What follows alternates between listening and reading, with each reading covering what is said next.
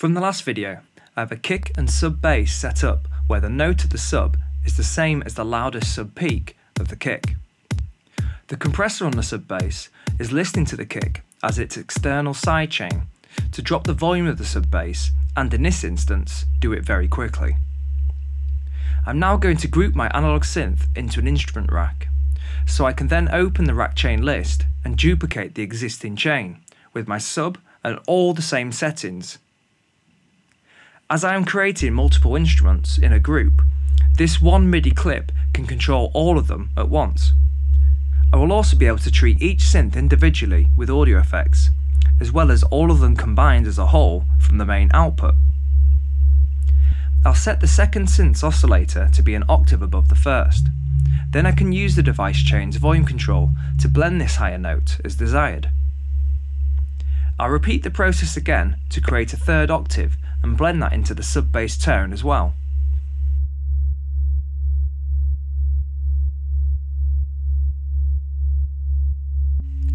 The reason for doing this is so I can sidechain each octave's audio output individually. I'll name the chains octave 1, 2 and 3 to keep things nice and clear visually. If I drag my existing compressor onto octave 1, the root of the subtone will quickly duck out of the way for the kick. I could then copy that compressor to octave 2 and then change the settings to a different timing for creative reasons. I'll mute octave 3 until I get the effect I want with the first 2 octaves. By copying the compressor instead of creating a new instance, it saves me time by not having to set up the sidechain option for the kick.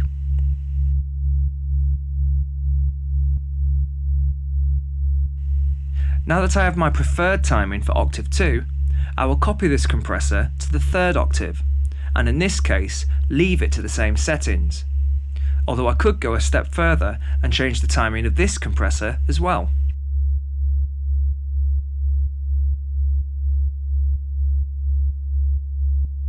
Although this tutorial covers sub-bass techniques, you can also use the ideas on any type of layered instrument to be heard in unison via group.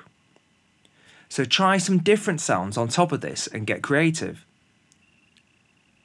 For a more rumbly sounding sub, you can add a low octave square, triangle or saw wave into the blend.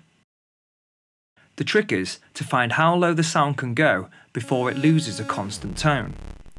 Then turn its volume down completely and refresh your perspective of the sub sound again. Then slowly increase the volume on the new layer until it's just noticeable in the mix. I'll name this layer as Rumble. You can use a low pass filter on this layer to try and remove some of the higher frequencies from the sound too. This will allow you to have the rumble layer a little louder in the mix, without any high frequencies making your subtone too bright and sharp sounding.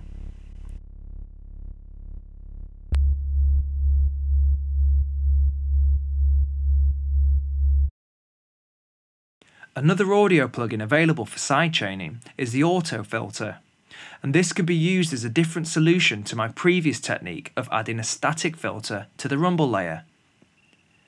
As this sub has quite a lot of higher content with octave 2 and 3 than the rumble layer, you can choose to slowly reveal this content over time after each kick.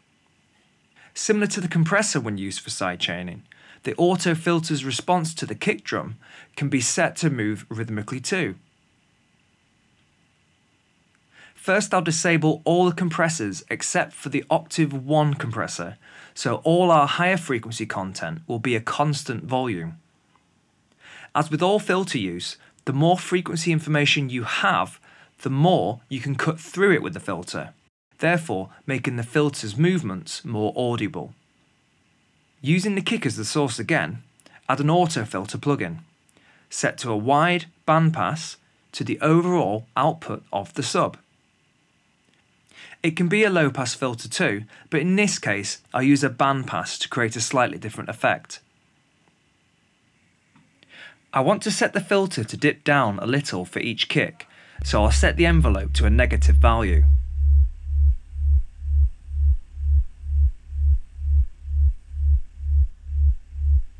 Attack will control how long it takes to dip down after the kick starts, and Release will determine how long it takes to rise back up again. While setting the timing of the envelope, you can always increase the resonance so you can hear the filter's movements clearly. Temporarily moving the filter higher in the spectrum can also help it be more obvious to hear the movements, but be aware of overloading the channel or master output and compensate for this by bringing down the channel volume. Once you're happy with the timing of the filter, you can pull back the resonance along with the frequency back to the area of octave 1, which I decided in part 1 of the series was the C sharp at around 70 Hz. From here, it is completely down to taste. The envelope amount will control how far the filter moves with each kick drum. The resonance can be quite powerful if set reasonably strong and only to small movements from the envelope setting. Another tip is to play with your octave 2 and 3 levels after the filter has been put in place. What might sound too high without a filter can work really well when the filter's only allowing a small amount of it to slip through just before the next kick drum plays. If you want to save time in the future, you can either hit the save button to the instrument and save it to the library, or you can drag the rack to a space on your hard drive to store it for future projects.